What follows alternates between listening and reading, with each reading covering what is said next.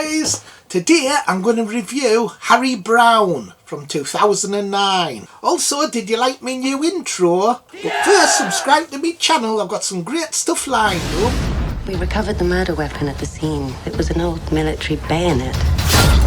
You've never really talked about your time in the Marines. The Marines were a lifetime ago. I was a different man then. Harry Brown came out in 2009 and it was directed by Daniel Barber and written by Gary Young. It's a British vigilante film set in London and it's sort of a British version of Death Wish, and it has similarities to Get Carter that also starred Michael Caine. It runs 103 minutes, cost $7.3 million, however it only made back $10.3 million. The film stars Michael Caine as Harry Brown, Emily Mortimer as Detective Inspector Alice Frampton, Charlie Craig Miles as Detective Inspector Terry Hickok, David Bradley as Len Atwell, and Liam Cunningham as Sid. So the plot of this film's similar to Get Carter. Michael Caine plays a widowed Royal Marine veteran who served in Northern Ireland during the Troubles, and his friend, who he plays chess with, gets killed by a gang of youths. So he takes his revenge against them because the police won't do anything to help him. So in Get Carter, Michael Caine, his brother gets killed and he goes to Newcastle to investigate.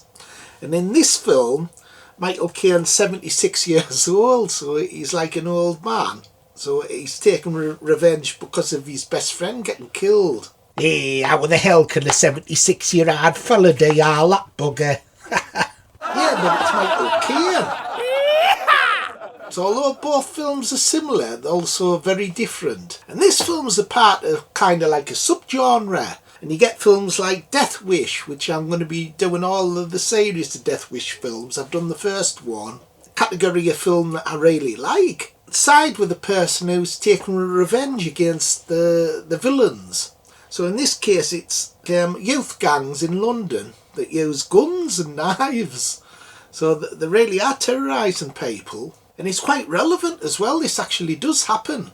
The police seem to do nothing to help people. It's almost kind of saying that you should take the law into your own hands. And he kind of asks the question that should you do something like this? And I think a lot of people, if they're pushed to the extremes, that they would do it. And I kind of think it's kind of like an eye for an eye. Like there's nothing wrong with doing that. If they're stupid enough to attack you or your friends or your family, then it's their own bloody fault, isn't it? Yeah, bloody twats, them bloody youths who are in a bloody gang. If the twats get themselves killed, it's their own fucking fault. Folks should bloody defend themselves against their bastards. Yes, I agree, Bones. It's like a bloody war zone. So this film does make you angry watching it. And although Michael Caine was 76 when he was making this film, he still manages to pull it off. Because the film shows that he's old. There's scenes where he's using an inhaler because he has a bad chest. But with him serving in the Royal Marines, he's still trained.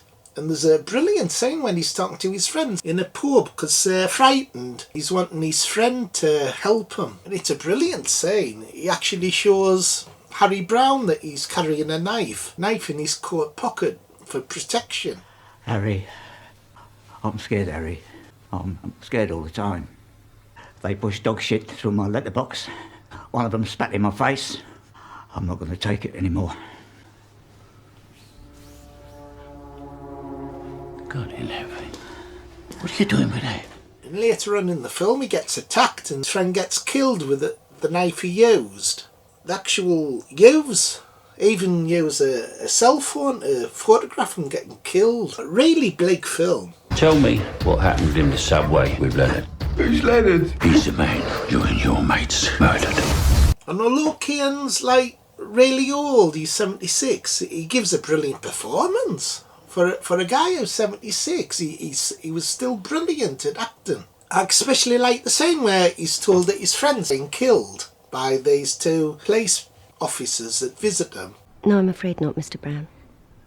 Mr. Atwell is dead. And he says he's all right, and then when they leave the house, he breaks down and cries. I thought that was excellent.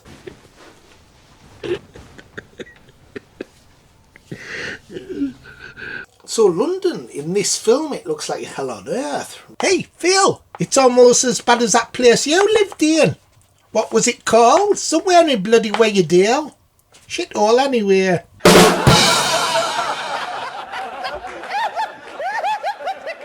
It's actually one of the bleakest films I've ever seen. But the film's not without its faults.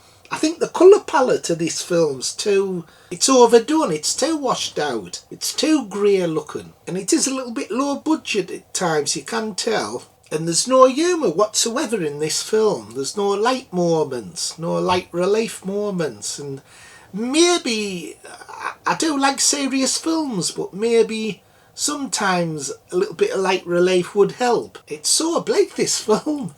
You failed to maintain your weapon, son. It hits you really hard, and sometimes a little bit of humour helps to relieve the audience a little bit, and then you get back to the serious stuff again. But this is constant. So the film does ask the question, would you do it? Would you do what Harry Brown did? You've got to have balls to do it. But I think if you are pushed, you would go out seeking revenge. I would. So there's lots of violence in this film, really dark, and it's quite relevant as well. It's realistic. It shows how gangs are. It really goes into depth of them taking hard drugs and prostitutes and stuff like that. And out of 10, I think I'd give it 9. 9 out of 10.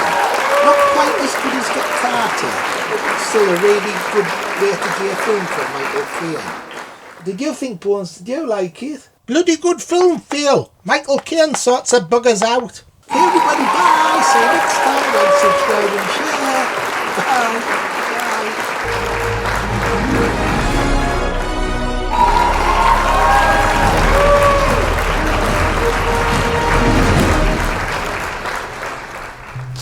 Fucking Freddy Krueger, innit?